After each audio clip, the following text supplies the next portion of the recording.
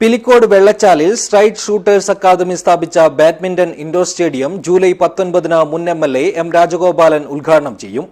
ഉദ്ഘാടനത്തിന് ശേഷം കാസർഗോഡ്, കണ്ണൂർ ജില്ലാതല ബാഡ്മിന്റൺ ഡബിൾസ് ടൂർണമെന്റ് നടത്തുമെന്നും ഭാരവാഹികൾ അറിയിച്ചു.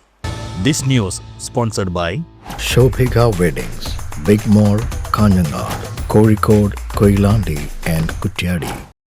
കായിക മേഖലയ്ക്ക് പ്രോത്സാഹനം നൽകുന്നതിനും പുതുതലമുറയെ കായിക രംഗത്തേക്ക് ആകർഷിക്കുന്നതിനുമായി പിലിക്കോട് വെള്ളച്ചാലിൽ സ്ട്രൈറ്റ് ഷൂട്ടേഴ്സ് അക്കാദമി സ്ഥാപിച്ച ബാഡ്മിന്റൺ ഇൻഡോർ സ്റ്റേഡിയമാണ് ജൂലൈ 19 മുൻ എംഎൽഎ എം രാജഗോപാലൻ ഉദ്ഘാടനം ചെയ്യുന്നത്.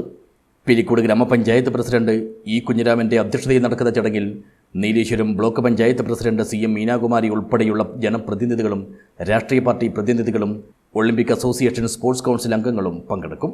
പ്രായഭേദമന്യേ കായിക രംഗത്ത് വിദഗ്ധ പരിശീലനം നൽകുന്നതിനായി പ്രത്യേക പരിശീലന ക്യാമ്പുകൾ സംഘടിപ്പിക്കുമെന്നും ഭാരവാഹികൾ വ്യക്തമാക്കി. കോച്ചുണ്ട്, നല്ലൊരു കോച്ചാണ്. കണ്ണൂർ, കാസർഗോഡിലെല്ലാം കോച്ച് ചെയ്യുന്ന ഒരാളാണ്. അപ്പം നമ്മൾ ചെറിയൊരു വിസ വാങ്ങുന്നത് 1500 രൂപ വാങ്ങുന്നില്ല ഒരു മാസം. അതിൽ 6 ദിവസം ഫുൾ ടൈം കോച്ച് ഉണ്ടാവും. അതേപോലെ തന്നെ രജിസ്ട്രേഷൻ ഫീസോ അതൊന്നുമില്ല, വേറെ ഇതൊന്നുമില്ല. എല്ലാം കൊണ്ട് ഇപ്പൊ നമ്മളിപ്പോ മറ്റുള്ള ഇത് നോക്കുമ്പോൾ എല്ലാവരും നല്ല റേറ്റാണ് വാങ്ങുന്നത്. ആ റേറ്റ് 2500 അതൊന്നും ചെയ്യുന്നില്ല. അപ്പൊ നമ്മൾ അതിൽ ഇതിൽ നിന്നൊരു ലാഭം ഇതൊന്നും പ്രതീക്ഷിക്കല്ല. നാടിന് വേണ്ടിക്കാൻ പക്ക ചെയ്തിട്ടുണ്ടാവും. ഡബിൾസ്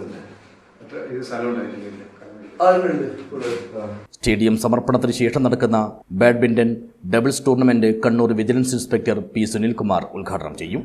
മത്സരത്തിൽ കണ്ണൂർ, കാസർഗോഡ് ജില്ലകളിലെ 32 ടീമുകൾ പങ്കെടുക്കും.